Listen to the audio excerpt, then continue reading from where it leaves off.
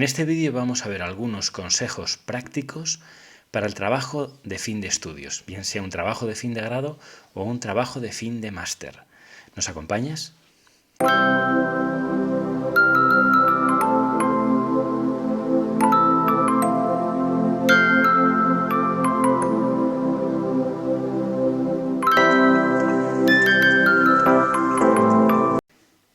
Ante un trabajo de fin de estudios, de fin de máster o de fin de grado, pues me propongo daros algunas notas, algún consejo que yo entiendo puede ser provechoso.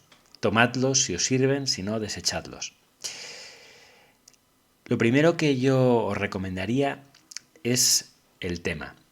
Sobre el tema hemos de decir que es importante no elegir un tema muy genérico, es decir, por ejemplo, la célula en biología.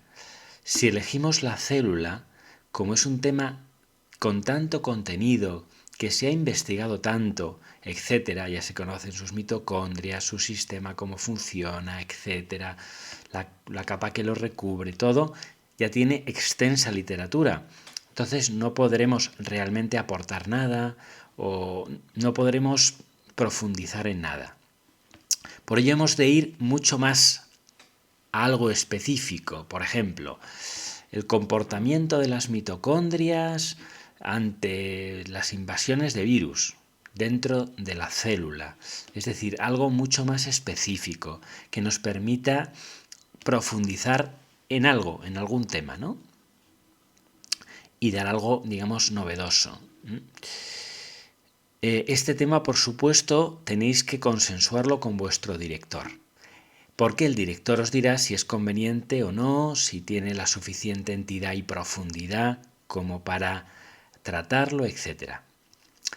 En segundo lugar, se debe hacer un índice que posteriormente a su redacción debe ser consensuado con el director.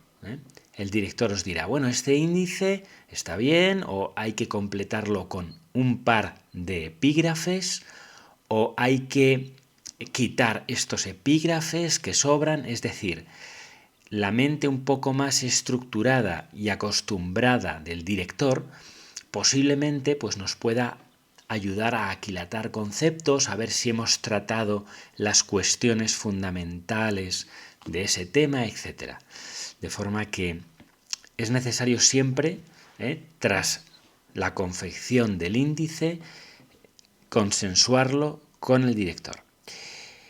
En el tema de la estructura del trabajo, del índice, yo diría que lo primero se puede tratar una parte de fundamentos, que sería el andamiaje, es decir, las cuestiones genéricas para introducirnos en el tema, y luego el tema en sí y su desarrollo. ¿Por qué digo esta parte de fundamentos? Porque, bueno, tenemos que introducir en el tema al tribunal o a las personas que van a leer el tema, y es importante, yo creo, al menos aquilatar, reflejar ciertos conceptos. Por ejemplo, si hablamos del comportamiento de las mitocondrias dentro de la célula en tal y tal condición, pues deberemos fijar primero qué son las mitocondrias, qué papel juegan en la célula, qué son, por ejemplo, los virus, si vamos a hablar de su comportamiento ante invasiones víricas, por ejemplo, ¿no? Digo, yo no conozco en profundidad la biología, pero se trata un poco de sentar un poco las bases para luego introducirnos de lleno, ¿de acuerdo? Entonces yo estructuraría de esta forma el trabajo. Lo primero, la introducción. ¿Por qué he visto importante, capital, interesante este tema? En segundo lugar, estos conceptos fundamentales ya mencionados. Después, de alguna forma, el estado de la cuestión, qué se ha dicho sobre esa cuestión, ¿no? Eso sería el desarrollo del tema con pues nuestras apreciaciones posteriores y finalmente las conclusiones, que al final es un pequeño resumen de lo que se ha tratado en el artículo. Bien. En tercer lugar, hemos de tener en cuenta las normas de citación. Normalmente se nos da una plantilla en formato editable, que puede ser Word, para que nosotros la completemos, de forma que ya está todo fijado, es decir, se establece el tipo de letra, el espaciado, la estructura, cómo es la portada, cómo es el índice que viene después del índice, como abreviaturas, etcétera, etcétera. Y eso facilita mucho la confección del trabajo. Después diría yo que hemos de tener en cuenta las normas de citación que se piden en el trabajo, ya que esto no es homogéneo, es decir, hay muchas formas de citación, normas APA, UNE ISO, etcétera, etcétera, etcétera. De forma que tenemos que ver qué tipo de normas se han de aplicar. Normalmente se dan con ejemplos de cómo debemos citar. Es decir, si hay que poner el autor en mayúsculas, después el título de la obra, después la editorial, el año, bueno, te dicen más o menos cómo se ha de citar o si se cita en el texto y al final la bibliografía. Al final tenemos que ver qué tipo de normas se aplican al trabajo. Luego yo recomiendo que miremos la extensión del trabajo, es decir, cuánto nos permiten extendernos en el trabajo, para un poco ir conformando pues nuestra idea de profundización en cada epígrafe. La primera cosa que yo recomiendo es que, una vez que hemos consensuado el tema con el director del trabajo y el índice, pues lo que tenemos que hacer es rellenar por nosotros mismos, sin mediación de ningún tipo de obra, esos epígrafes. ¿Por qué recomiendo yo esto? Lo recomiendo para que el alumno haga un ejercicio de reflexión propia, de pensamiento propio, de familiarización con el tema. Posiblemente muchas de las cosas no las conocemos superficialmente y después, posteriormente, haya que modificarlas, quitarlas o completarlas. Pero eso no importa, porque este trabajo de reflexión personal ya nos mete en el camino del trabajo. Y es muy importante, a mi modo de ver, ¿no? Para que se forme, digamos, esa dinámica ya, tener ideas frescas, tener concepciones, lo cual facilita luego mucho el ulterior desenvolvimiento de la labor de escritura. Bien, como un trabajo es de investigación, un trabajo de este género, tenemos que empezar con la bibliografía, a leer, ¿no? A leer. En derecho, por ejemplo, hay que leer legislación, jurisprudencia y doctrina. Y por tanto, muchos de nuestros asertos, de nuestras argumentaciones, de nuestros comentarios en el trabajo deben estar sustentados, apoyados, deben descansar sobre fuentes bibliográficas, de acuerdo, de cualquier género, de autores pues con renombre, etc. Esto es importante. No todo, evidentemente, porque puede haber cosas que nosotros hemos pensado o formas en las que nosotros elaboramos diversas partes, pero en general debe haber mucho apoyo bibliográfico. De ahí que se trate de un trabajo de investigación. Consejos de normas de estilo. Esto ya es mucho más personal. Es decir, hay personas que tienen mucha más capacidad de escritura, que tienen mucho más entrenado ese hábito, y por tanto lo hacen mucho mejor. Pero yo en general diría a las personas, sobre todo no iniciadas en una escritura constante, que hagan frases cortas para que sean claras y también párrafos cortos. Ya iremos a esta segunda parte. Frases cortas para que sean comprensibles. A veces las frases se extienden mucho y podemos llevar a equívoco o al aburrimiento al lector. De manera que frases cortas es un índice, pero esto es un tema de estilo, es decir, si alguien se ve con capacidad y con gusto para extender más el lenguaje, las frases, hacer más coordinadas, subordinadas, etcétera, pues bienvenido sea. Por otro lado, los párrafos. Al igual que las frases, yo recomiendo que los párrafos sean cortos.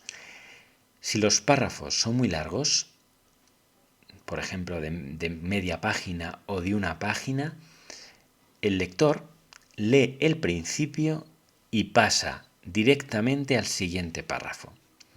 Por tanto, yo creo que los párrafos deben ser cortitos y deben, digamos, emular un pequeño trabajo, o sea, una introducción de una idea, un desarrollo de la idea y una conclusión. Y ya está. Y luego pasar al siguiente párrafo.